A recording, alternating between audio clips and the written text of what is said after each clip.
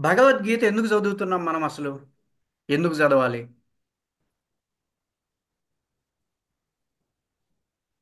గుర్తుంది. నువ్వు నన్ను ప్రశ్నించు. నువ్వు అడుగు. భగవద్గీత ఎందుకు చదవాలి అని అడుగు. భగవద్గీత ఎందుకు చదవాలి? ఆ భగవద్గీత ఎందుకు చదవాలి అని అంటే, నువ్వు చిన్నప్పుడు పుట్టగానే ఏడ్చావా ఏడవలేదా?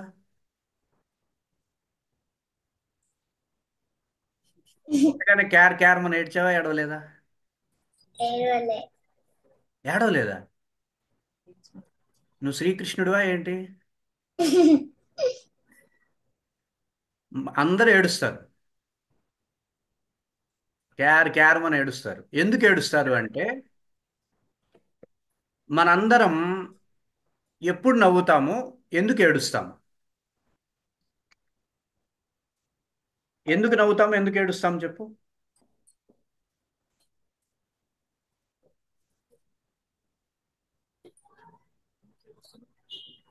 ఎందుకు నవ్వుతాము, ఎందుకు ఏడుస్తాము? అమ్మ కొడితే ఏడుస్తాం. అమ్మ కొడితే ఏడవట్లేదు. అమ్మ నీకు కావాల్సింది ఇవ్వలేదు కాబట్టి ఏడుస్తావు. అవునా కదా? అవును. అవునా కదా? जी नमस्ते गुरुजी। नमस्ते गुरुजी। అమ్మ నమస్తే. అమ్మ ఇప్పుడు మీరు అడగాలి నన్ను ఇప్పుడు ప్రశ్న, భగవద్గీత ఎందుకు చదవాలి అని. అడుగు విజ్ఞాత్. అడుగు అడుగు అడుగు అడుగు. ఎందుకు చదవాలని ఎందుకు చదవాలి నీకు రీజన్ తెలుసా? ఎందుకు మనకు రీజన్ చెప్తారు గురూజీ కదా. మన ఏబిసిడీలు అయితే లెటర్స్ ఎందుకు చదువుతాం? సెంటెన్స్ చదవడానికి. మరి భగవద్గీత ఎందుకు చదువుతాం? అడుగు అడుగు.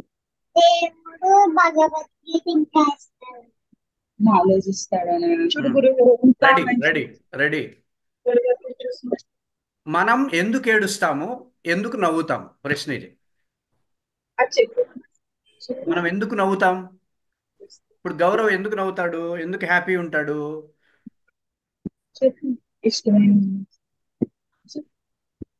నీకు అన్ని ఇష్టమైనవి జరిగితే హ్యాపీగా ఉంటావు కదా. చెప్పు. అవునా కదా? తప్పు. మనందరికి ఇష్టమైనది దొరికినప్పుడు ఆనందిస్తాం. అది. అవునా? అవును. మనకి ఇష్టమైనది దొరకనప్పుడు, ఇవ్వనప్పుడు ఏడుస్తాం. అవునా? అవును. సో ఇష్టమైన దొరికినప్పుడు మనం ఒకటి ఫీల్ అవుతాం, అదేంటంటే కంప్లీట్నెస్. చెప్పండి. కంప్లీట్నెస్. చెప్పు విజ్ఞాత్రి. కంప్లీట్నెస్. చెప్పు. చెప్పు. కంప్లీట్నెస్.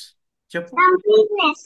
ఆ పూర్తి అయిపోయింది, కంప్లీట్ అయిపోయింది, హ్యాపీ ఉన్నాను, సాటిస్ఫై ఉన్నాను, సంతృప్తిగా ఉన్నాను అనేటటువంటి ఒక ఫీల్ ఉంటుంది, ఒక భావం ఉంటుంది.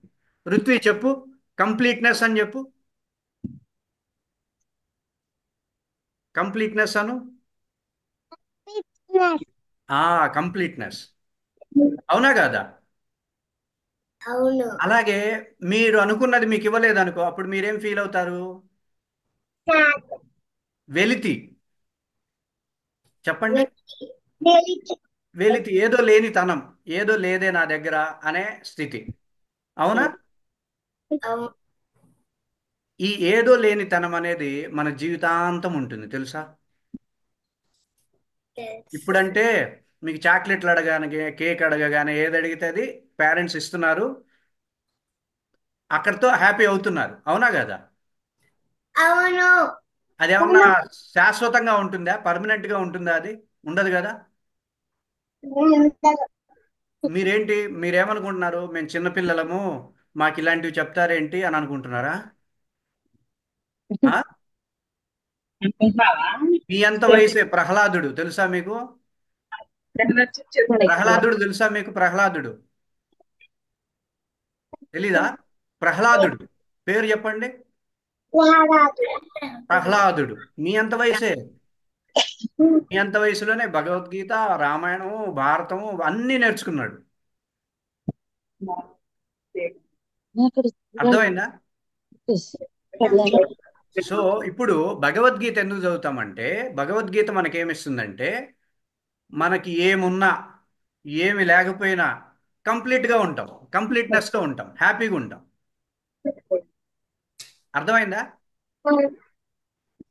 మనకి ఏం ఉన్నా లేకపోయినా సరే హ్యాపీగా ఉండడం ఇంపార్టెంటా, ఏదోటి ఉంటే గానీ హ్యాపీగా ఉండడం ఇంపార్టెంటా? ఉం? ఉన్నా లేకపోయినా లేకపోయినా ఏది ఉన్నా లేకపోయినా హ్యాపీగా ఉండాలి.